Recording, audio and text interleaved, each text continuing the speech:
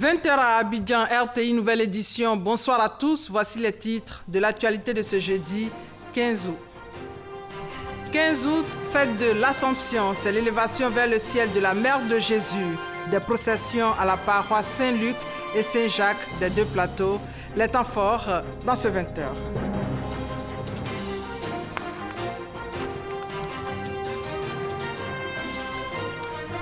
À suivre la rencontre du ministre chargé des Affaires politiques et des rois et chefs traditionnels.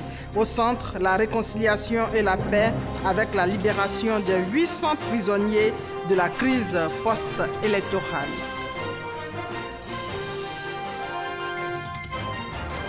Et dans ce 20h également, nous allons faire une incursion dans la vie des retraités. Quel regard porte la société sur les retraités? Des questions, mais aussi des réponses dans votre édition de ce soir.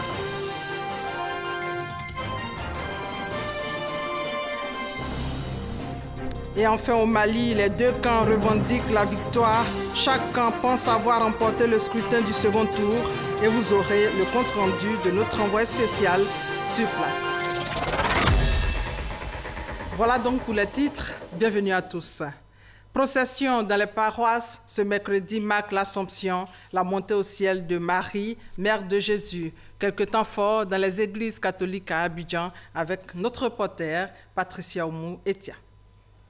Préservez-nous du feu de l'enfer. À Djamé, 220 logements, une procession avec la Vierge Marie, accompagnée par des chants et des louanges. La Vierge Marie est portée par 6 hommes, des fidèles de la paroisse Saint-Luc des 220 logements. Quand la procession arrive à destination, à l'entrée de la paroisse, les fidèles sont dans la joie.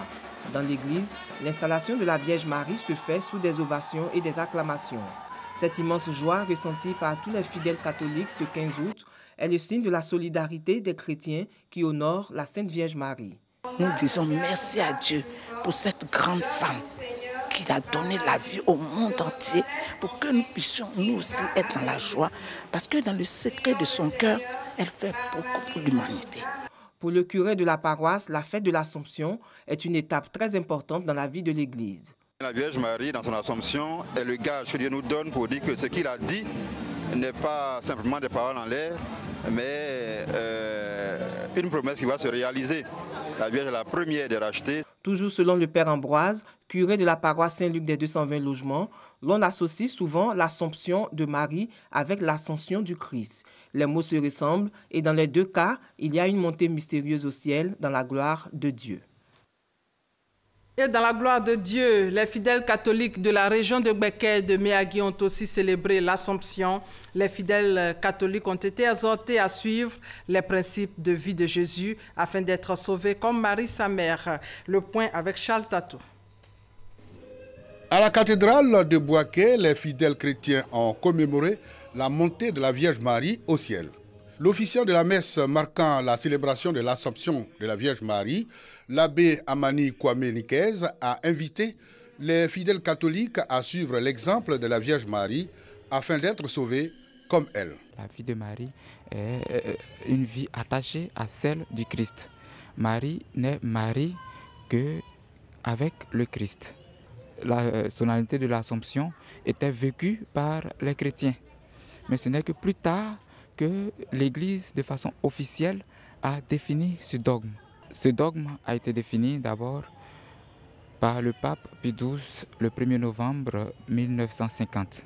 Dans les autres paroisses catholiques de Bouaké, la solennité de l'Assomption de la Vierge Marie a été vécue aussi par les fidèles chrétiens. Les chrétiens catholiques entament une procession sur la grande voie de la ville à l'occasion de la fête de l'Assomption. Une célébration qui marque l'élévation de la Vierge Marie vers le ciel après sa mort. Nous sommes dans la localité de Méagui, dans le département de San Pedro, dans la paroisse Saint-Ignace d'Antioche. Les fidèles chrétiens sont sortis massivement pour témoigner leur attachement à la Vierge Marie. Tous ceux qui se disent chrétiens, c'est un grand jour pour eux. Célébrer l'Assomption, c'est venir chercher la grâce auprès de notre mère, la mère de Jésus-Christ.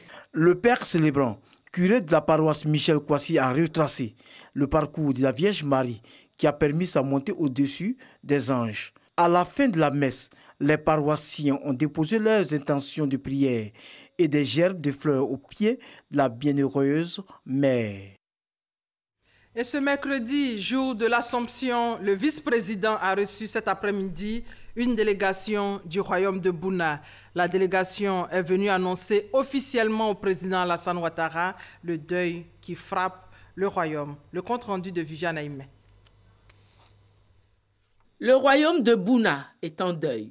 C'est une délégation représentant les principales communautés du royaume et composée de personnalités et de cadres, au premier rang desquels le général Lassana Palinfo, doyen et illustre fils du royaume de Bouna, qui a été mandaté par le roi intérimaire et la notabilité de Bouna pour porter la nouvelle du deuil au président de la République, représenté en son absence par le vice-président Daniel Kablan-Duncan, qui était assisté pour la circonstance par le Premier ministre Amadou Gon Coulibaly et le ministre auprès du président de la République chargé des affaires présidentielles, Ouattara Birahima. Après un mal de dents qui a commencé le 20 juillet, Sa Majesté Diarakornou II, roi de Bouna, s'est couché le 28 juillet dernier. Malgré les multiples soins qui lui ont été prodigués à Paris par les plus grands spécialistes, grâce à son aîné, son Excellence, M. Alassane Ouattara, président de la République. Et cette terrible nouvelle a plongé tout le royaume de Bouna dans une profonde tristesse. Le roi intérimaire et la notabilité de Bouna, par notre voix, vous prient de bien vouloir transmettre à son Excellence, Monsieur le Président de la République, l'expression de leur infinie gratitude, de même que de celle de toutes les populations du royaume de Bouna, pour tout le soutien qu'il a apporté à son cadet, Diarakornou II, avant et après le mal de dents. Sa Majesté Diarakornou II, roi de Bouna, était aussi vice-président du bureau de la Chambre des rois et chefs traditionnels de Côte d'Ivoire. Hormis l'annonce du deuil, la délégation mandatée à cet effet a aussi fait part du calendrier des cérémonies funéraires. Conformément à nos coutumes, les cérémonies funéraires de Sa Majesté Diarakornou II et l'intronisation du nouveau roi débutent, si Dieu le veut, à compter du samedi 27 octobre 2018, pour prendre fin le vendredi 2 novembre 2018.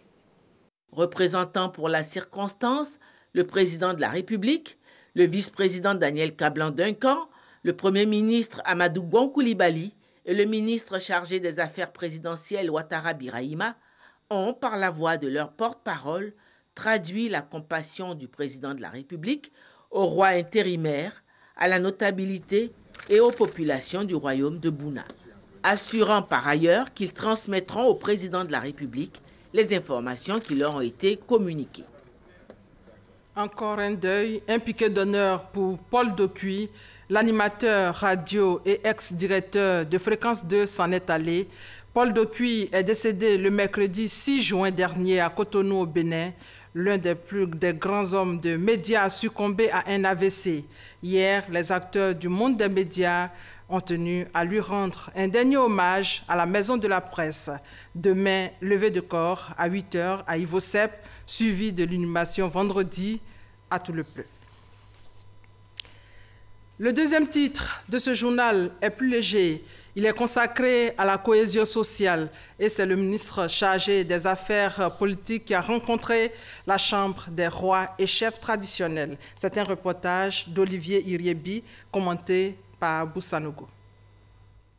Une rencontre entre la Chambre nationale des rois et chefs traditionnels de Côte d'Ivoire et le ministre chargé des affaires politiques Amadou Soumaoro. Rencontre qui a essentiellement porté sur la réconciliation et la cohésion sociale en Côte d'Ivoire. Amadou Soumaoro a donc invité les têtes couronnées à s'impliquer davantage en faveur de la paix, la réconciliation et du rassemblement autour du président de la République Alassane Ouattara. Nous devions tous travailler au maintien de la nation. Nous devions tous mettre la construction de la nation au-dessus de toutes nos préoccupations. Nous sommes venus confier au chef que Majesté, président de la Chambre et ses collègues prolongent ce message de construction de cette volonté de paix que le président de la République veut partager avec les uns et les autres. Et que le dialogue politique soit un dialogue fécond, un dialogue constructif. Les rois et chefs traditionnels ont salué le geste du président de la République Alassane Ouattara à travers l'ordonnance d'amnistie dont bénéficient 800 personnes. Et ils s'engagent à s'impliquer dans le processus de cohésion sociale entre les fils et filles du pays. Nous, rois et chefs traditionnels, veillerons pour notre part à poursuivre ces efforts en faveur de la paix. Nous réaffirmons notre engagement à remplir notre rôle traditionnel en rencontrant tous les acteurs politiques afin de nous assurer que la marche vers la démocratie et la réconciliation est irréversible.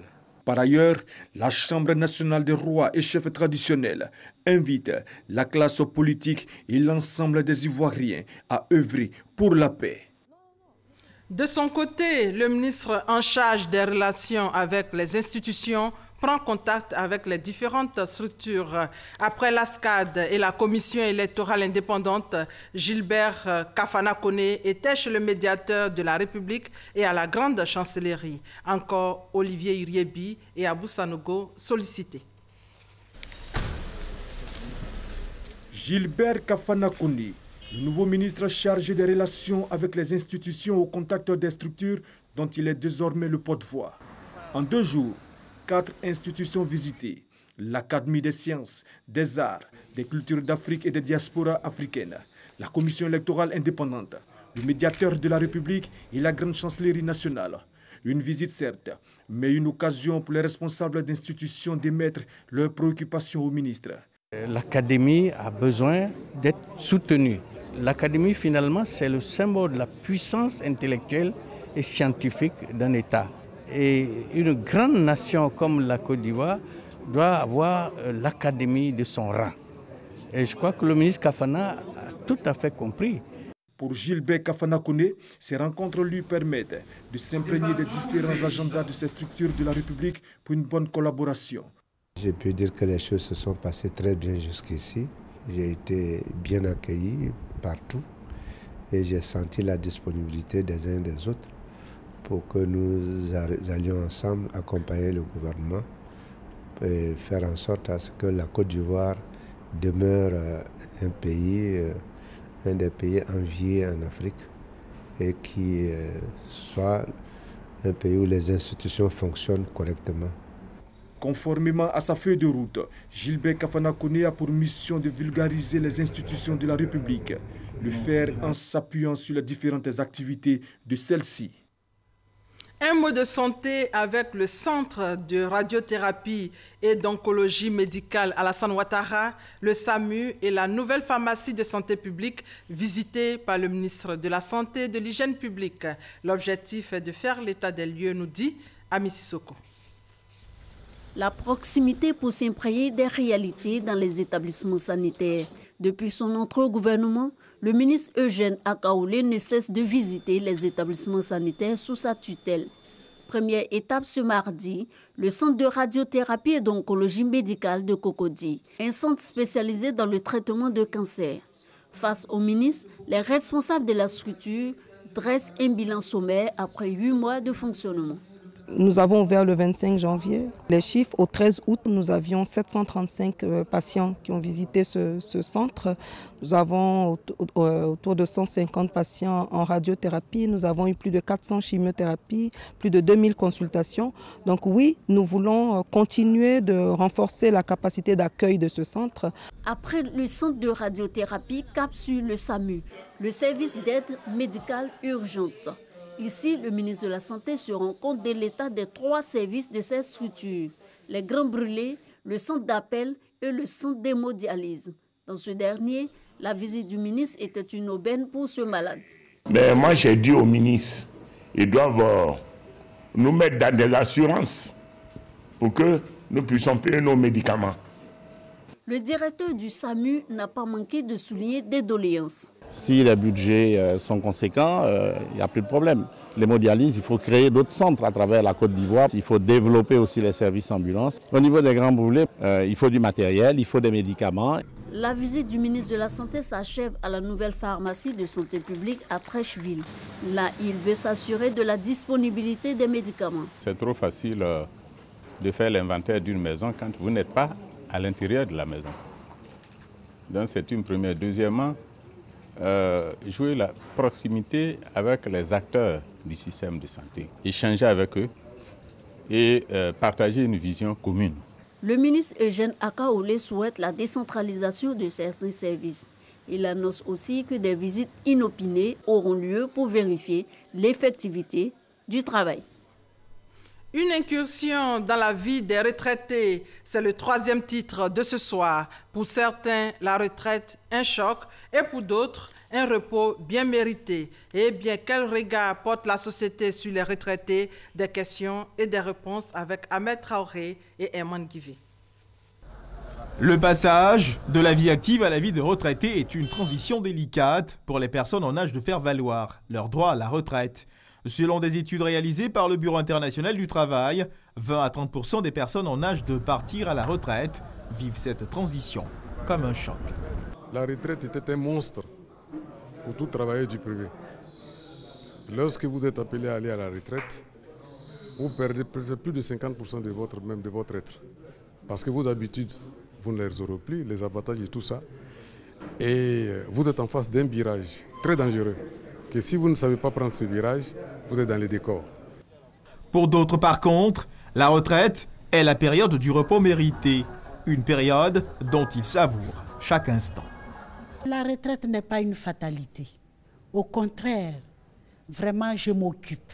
Étant du corps médical, je m'occupe des retraités malades. Voilà, avec le médecin conseil. Le regard que porte la société sur le retraité n'est pas toujours à son avantage. Les retraités mènent une vie un peu difficile parce que là, au cours de leur carrière, ils n'ont pas pu faire des économies pour certains. Donc ça fait que quand ils vont à la retraite, pour pouvoir percevoir leur pension, ça met sincèrement assez de temps. Pour vivre une bonne retraite, il faut avoir mérité d'un bon salaire pendant que tu es en fonction. Voilà. Donc si pendant que tu travailles, le salaire ne te permet pas de vivre, c'est vrai, pendant la retraite, tu vas vivre. Quoi qu'il en soit, le départ à la retraite n'est jamais sans crainte, nous assure le sociologue. Quand on prend le travail sur le plan moderne, c'est-à-dire le travail moderne, c'est ce qui nous fait définir le retraité. Parce que ce retraité a été hier un salarié. Aujourd'hui, il n'est plus ce salarié. Donc, il n'a plus la reconnaissance sociale. Tout ce qui venait vers lui, on dit à lui là, c'est un retraité. Il n'a plus les moyens nécessaires pour subvenir à certains besoins. La retraite peut être vécue comme un moment de grandes inquiétudes. Pour s'occuper l'esprit, certains retraités font le choix de se retrouver en association pour des activités lucratives. Le CONARECI sert de passerelle entre les pré-retraités et les retraités. Il y a une structure qui est là pour les accueillir. Il n'y a plus de saut dans l'inconnu. Et cette structure que nous animons est là pour les conseiller, pour les orienter, pour leur montrer des projets, qu'est-ce qu'il faut faire. En revanche, d'autres préfèrent toujours rester en activité. Pas question de se laisser gagner par l'ennui ou par le traumatisme d'une vie active au ralenti. Dans certaines grandes entreprises, ces entreprises ont compris que les anciens, c'est eux qui sont les médiateurs dans ces entreprises. Parce qu'ils sont imbus de certaines expériences. C'est ceux-là qu'on appelle pour réguler socialement les employés, pour pouvoir mettre en place des négociations sociales, etc., etc. Le travail, même après la retraite, préféré au repos, quelles sont les raisons susceptibles de l'expliquer? Nous, on n'a pas de retraités dans nos sociétés. C'est quand même tu deviens vieux, à un certain âge, que tu as beaucoup à faire. C'est vrai qu'aujourd'hui, qu'il faut le signaler en passant, que certains de nos cadres, à la retraite, ne se sentent pas à la retraite, retournent dans la gestion de leur village. Ce sont des choses honorables qu'il faut encourager. Partir à la retraite, après une vie active pleine, n'est jamais évident. Le souvenir des années en activité est toujours présent, mais quoi qu'il en soit et quoi qu'il leur en coûte, les retraités finissent, dans la plupart des cas, par s'habituer à leur nouveau statut de retraité en prenant la vie du bon côté.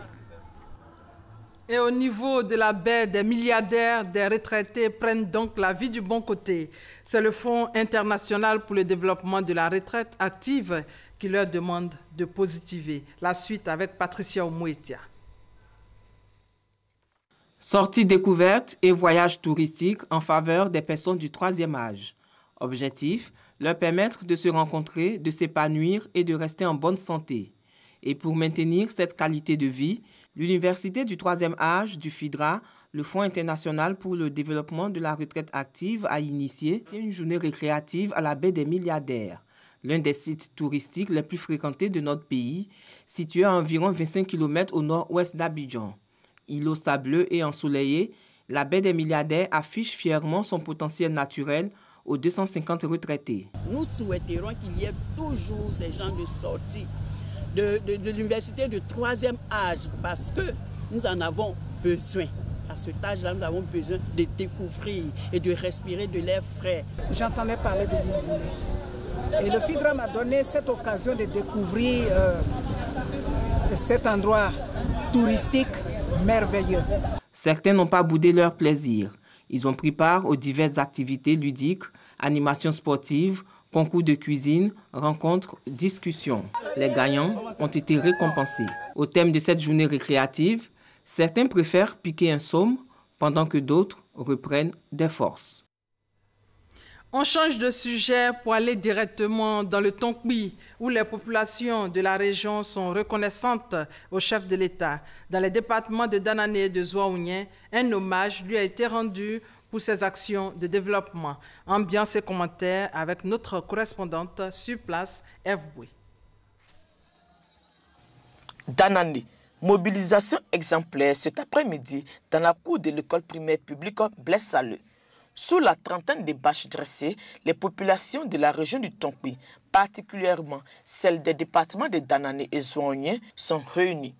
Hommes, femmes, vieux, jeunes, autorités coutumières, élus et cadres, tous présents pour rendre hommage au président Alassane Ouattara pour la confiance renouvelée à l'endroit de leur fils, le docteur Albert Touakes Mabri, à qui il vient juste de confier le portefeuille ministériel de l'enseignement supérieur et de la recherche scientifique, mais aussi et surtout pour la stabilité du pays et pour les actions de développement dans leur région. Il n'y a plus de guerre, nous sommes en paix, on est en paix, nous les vieux, on va au champ en paix, les enfants travaillent. Bon, c'est la paix que moi je veux que le président en fait. Les actions qui sont visibles, il y a la route de Danané à la Guinée. Il y a d'autres actions en vue. Déjà, le fait même qu'il nous a offert une université et autres, c'est quelque chose déjà.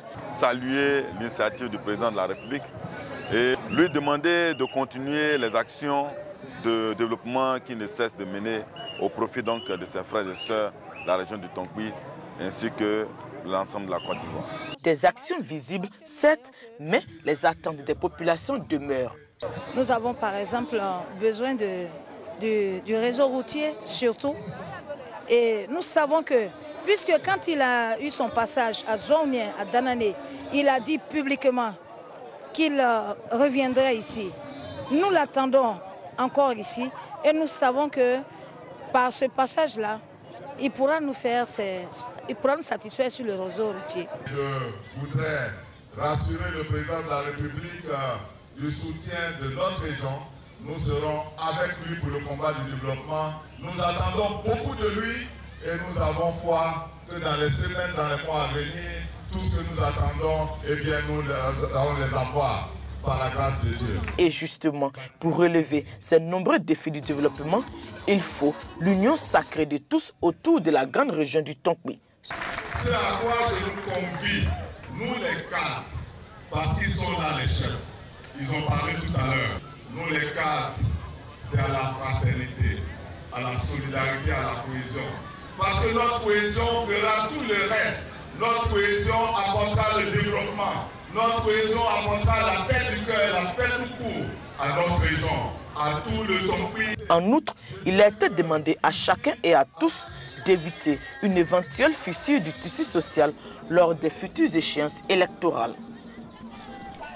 L'autre sujet ce soir, c'est quelle stratégie de communication sur les déclarations de naissance en Côte d'Ivoire. Le ministère de l'Intérieur essaie de trouver une solution à cette préoccupation. Pour le moment, qu'est-ce qu'on retient? Suivons ce reportage de Michel Digré. Selon les chiffres de l'annuaire de l'état civil en Côte d'Ivoire, la moitié des enfants nés entre 2014 et 2016 n'ont pas été déclarés dans les délais légaux. Le taux de déclaration des naissances en 2017, lui, est estimé à 54%. Cela voudrait dire qu'environ 35% des naissances n'ont pas été déclarées à l'état civil. Une situation préjudiciable pour les concernés si rien n'est fait pour leur attribuer une existence juridique. Pour remédier durablement à la non-déclaration des naissances à l'état civil, le ministère de l'Intérieur réfléchit sur une stratégie de communication efficiente.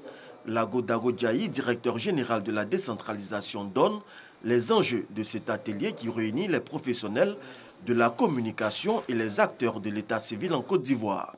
Il convient donc de conjuguer nos efforts par une synergie d'actions. Ces actions pourraient mettre en relief la planification et le développement d'activités de sensibilisation et de communication mieux élaborées, plus adaptées aussi bien au contexte qu'à la cible. Ces réflexions pour l'élaboration de la stratégie de communication permettront d'hiérarchiser les problèmes prioritaires à résoudre, de définir les messages clés à adresser aux populations cibles, afin de déterminer les axes stratégiques et canaux de communication. Hors de nos frontières, c'est la guerre des tendances en ce moment à Bamako entre les camps du candidat sortant Ibrahim Boubacar Keïta et celui de son adversaire Soumaïla Cissé. Chaque camp pense avoir remporté le scrutin du second tour depuis leurs différents quartiers généraux. Le compte-rendu complet de notre envoyé spécial, Sidonie Davila Waka. Ibrahim Boubacar Keïta et Soumaïla Cissé. Les deux camps revendiquent la victoire du second tour de la présidentielle au Mali. Au lendemain du vote, le camp de l'URD, Union pour la République et la démocratie, crie à la fraude électorale et rejette à l'avance les résultats non encore proclamés par le ministère de l'administration territoriale. À la nouvelle région de Ménaka, IBK, 9865 voix, Soumaïla Cissé, 1158. Tarkent, comme la dernière fois, comme au premier tour, 9950 voix pour IBK. Et Soumaïla Cissé, une voix. Ce sont ces exemples que nous avons pris pour dire très clairement, nous rejetons ces résultats caractérisés par le bourrage d'urne. Du côté de l'adversaire, l'Alliance Ensemble pour le Mali, les chiffres en sa possession donnent pour vainqueur Ibrahim Boubacar Keïta. L'Alliance Ensemble pour le Mali s'insurge contre les allégations de fraude qui sont proférées par certains. Concernant les premières tendances, les résultats issus du système de centralisation de notre QG de campagne indiquent que le candidat Ibrahim Boubacar Keïta serait réélu de manière large et confortable. Dans un climat déjà fragilisé par la crise sécuritaire au Mali, les observateurs internationaux appellent à la retenue des candidats avant la proclamation officielle des résultats qui devraient être disponibles d'ici à vendredi prochain. Voilà, merci Sidonie, notre envoyé spécial au Mali. Ce journal a été supervisé par Adama Kone et Jean-Jacques Kwameala. Merci de votre fidélité. Aujourd'hui, férié, demain, la reprise. Bonne soirée à tous.